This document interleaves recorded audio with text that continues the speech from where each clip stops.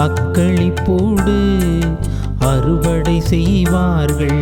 கண்ணீரோடு விதைப்பவர்கள் அக்களிப்போடு அறுவடை செய்வார்கள்.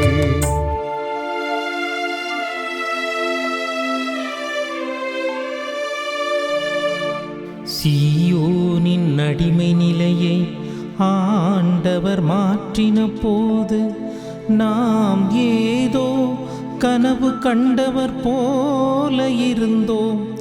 அப்பொழுது நமது முகத்தில் மகிழ்ச்சி காணப்பட்டது, நாவில் களிப்பாரவாரம் எழுந்தது.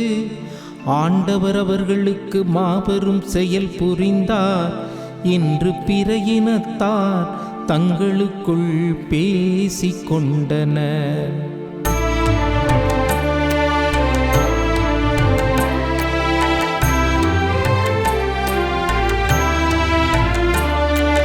கண்ணீரோடு விதைப்பவர்கள் அக்களிப்போடு அறுவடை செய்வார்கள்.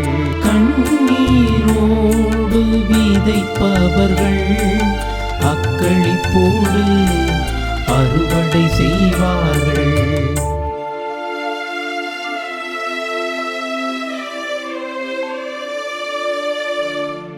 ஆண்டவர் நமக்கு மாபெரும் செயல் புரிந்துள்ளார், அதனால் நாம் பெருமகிழ்ச்சியுறுகிறோம். ஆண்டவரே, தென்னாட்டின் வறண்ட ஓடையை நீரோடையாக வான்மழை மாற்றுவது போல எங்கள் அடிமை நிலையை மாற்றியருளும்.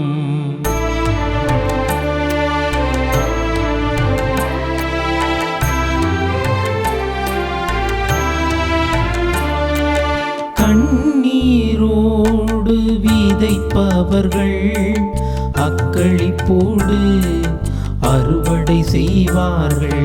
கண்ணீரோடு விதைப்பவர்கள் அக்களிப்போடு அறுவடை செய்வார்கள்.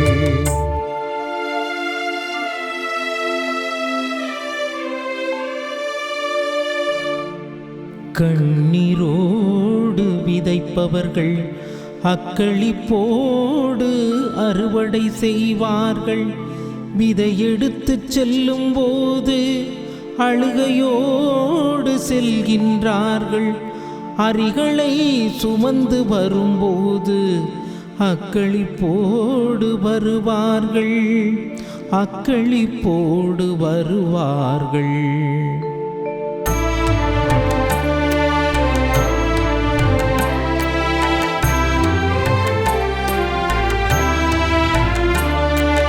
கண்ணீரோடு விதைப்பவர்கள் அக்களிப்போடு அறுவடை செய்வார்கள்.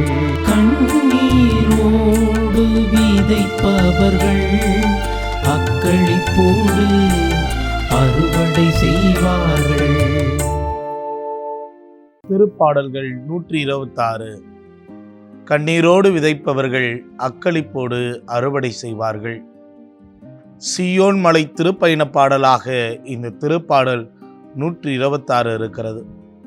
இந்த 6 வசனங்களும் ஒரு விடுதலைக்கான ஒரு மன்றாட்டாய் இருப்பதை நம்மால் உணர்ந்து கொள்ள முடியும்.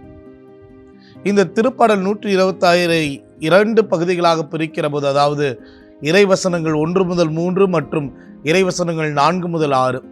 இந்த இறைவசனங்கள் 1 முதல் 3 இஸ்ரேல் மக்களுடைய கடந்த கால வாழ்வை கண்முன் நிறுத்தக்கூடியதாக இருக்கிறது.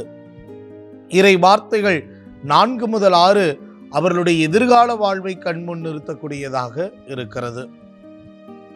மக்கள் அடிக்கடி அவர்கள் கடவுளுக்கு எதிராய் முணுமுணுக்கிறார்கள். அவர்களுடைய பிடிவாத குணம், அவர்கள் கடவுளுக்கு எதிராக துரோகம் இழைக்கிறார்கள். அவருடைய நன்மைத்தனங்களை மறந்து மீண்டும் மீண்டும் பாவ வழிகளிலே போகிறார்கள். ஆக கடவுள் தன்னுடைய சீற்றத்தின் காரணமாக, சினத்தின் காரணமாக அவர்களை அந்த வாக்களிக்கப்பட்ட நாட்டிலிருந்து நாடு கடத்துகிறார், அந்த தேசத்தை விட்டு நாடு கடத்துகிறார். அதுதான் பாபிலோனிய சிறைவாசம். ஆக தங்களுடைய பாவத்தின் காரணமாக, பிடிவாத குணத்தின் காரணமாக, கடவுளுக்கு எதிராய் முணுமுணுப்பதன் காரணமாக அவர்கள் அந்த பாபிலோனிய சிறைவாசத்தை அனுபவிக்கிறார்கள். 70 ஆண்டுகள் அந்த சிறைவாசம். அந்த 70 ஆண்டுகளுக்கு பிறகு மீண்டும் அவர்கள் திரும்பி வருகிறார்கள். திரும்பி வருகிற போது அந்த சிறைவாசத்திலிருந்து ஒரு விடுதலை பெற்றவர்களாக மகிழ்ச்சியோடு அவர்கள் திரும்பி வருகிறார்கள். அன்புக்குரியவர்களே, விவிலியத்திலே இந்த சிறைவாசம் என்பது பாவத்திற்கு அடிமையாகி இருக்கிற ஒரு நிலையை உணர்த்தக்கூடிய ஒரு அடையாளமாய் இருக்கிறது. சிறையிலிருந்து விடுதலை என்பது, சிறையிலிருந்து அவர்கள் வெளியே வருகிறார்கள், புதிய வாழ்க்கையை நோக்கி வருகிறார்கள் என்பது எதை குறிக்கிறது என்று சொன்னால், இயேசு கிறிஸ்துவின் மூலம் நாம் பெற்றுக்கொண்ட அந்த மீட்பை நம் கண்முன் நிறுத்தக்கூடியதாக அது இருக்கிறது. இறைவனுடைய மீட்பின் நற்செயல்களை நாம் அடிக்கடி நினைவு கூற வேண்டும். இந்த முதல் 3 இறை வார்த்தைகளை படிக்கிற போது நம்மால் அதைத்தான் உணர்ந்து கொள்ள முடிகிறது. கடவுள் நமக்கு ஆற்றிய அந்த மீட்பின் செயல்களை, மீட்பின் நற்செயல்களை, அவர் நமக்காய் பிறந்தார், பாடுகள் பட்டார், இறந்தார், உயிர்த்தார், இன்றைக்கும் நமக்காய் தந்தையின் வலப்பக்கம் வீற்றிருக்கிறார் என்கிற அந்த மீட்பின் நற்செயல்களை நாம் அடிக்கடி நினைவு கூற வேண்டும்.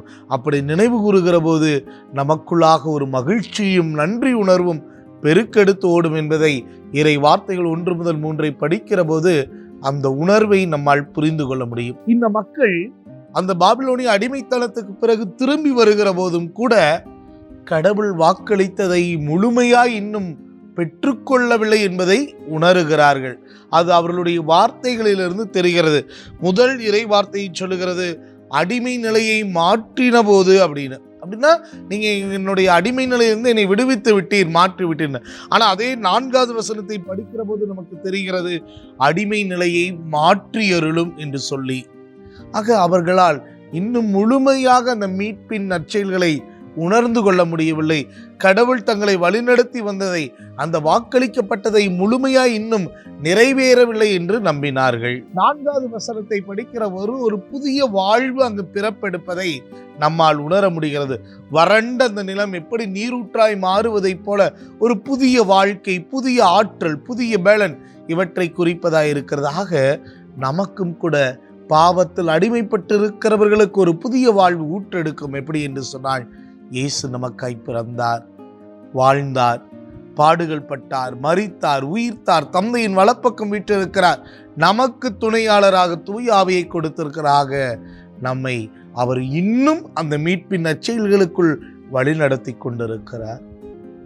அன்புக்குரியவர்களே, நாம் மீட்பை இறைவனிடமிருந்து அந்த கல்வாரி மலையில் பெற்றுக்கொண்டாலும் கூட அந்த மீட்பை இன்னும் முழுமையாய் கண்டுணரவில்லை, இன்னும் முழுமையாய் நமக்கு சொந்தமாக்கி கொள்ளவில்லை, முழுமையாய் நாம் உணரவில்லை. ஆக இந்த வாழ்க்கை நாட்கள், இந்த வாழ்வு நாட்கள் முழுவதுமே அந்த மீட்பை சொந்தமாக்கி கொள்வதற்காக, அந்த மீட்பை முழுவதுமாய் கண்டுணர்வதற்கான ஒரு நாட்களாய் இருக்கிறது. அதனாலதான் நமக்கு சொல்லப்படுகிறது, கண்ணீரோடு விதைப்பவர்கள் அக்களிப்போடு அறுவடை செய்வார்கள். இயேசு கிறிஸ்து 2ஆம் முறை வருவார். எபிரேயர் 9ஆம் அதிகாரம் 28வது இறைவார்த்தை சொல்லுகிறது, அவர் 2ஆம் வருகைக்காகத்தான் நாம் காத்து கொண்டிருக்கிறோம். ஆக இந்த காத்து கொண்டிருப்பது என்பது வெறுமனே காத்து கொண்டிருப்பதல்ல, விதைக்கக்கூடிய நாட்கள். கண்ணீரோடு விதைப்பவர்கள் என்பது எதை குறிக்கிறது என்று சொன்னால், நம்முடைய வாழ்வு நாட்களை குறைக்கிறது. இந்த வாழ்வு நாட்களிலே அவருடைய 2ஆம் வருகைக்காக காத்து கொண்டிருக்கிற நாம் எல்லோரும் அவர் கொடுத்த அந்த மீட்பை சொந்தமாக்கி கொள்ள, கண்டுணர, அனுபவமாக்கி கொள்ள நாம் ஒவ்வொரு நாளும் உழைத்து கொண்டே இருக்க வேண்டும். அப்படி உழைப்பது என்பது கடினமாக இருந்தாலும் கூட நாம் உழைக்கிற போது, இயேசு 2ஆம் முறை வருகிற போது அந்த அக்களிப்பான ஒரு அறுவடையை நாம் கண்டுகொள்ள முடியும். இதைத்தான் பிலிப்பியருக்கு எழுதிய திருமுகம் 2ஆம் அதிகாரம் 12வது இறைவார்த்தையில் பவுலடியார் அழகாய் சொல்கிறார், நீங்கள் அச்சத்தோடும் நடுக்கத்தோடும் உங்களது மீட்புக்காக உழைத்து வாருங்கள் என்று சொல்லி.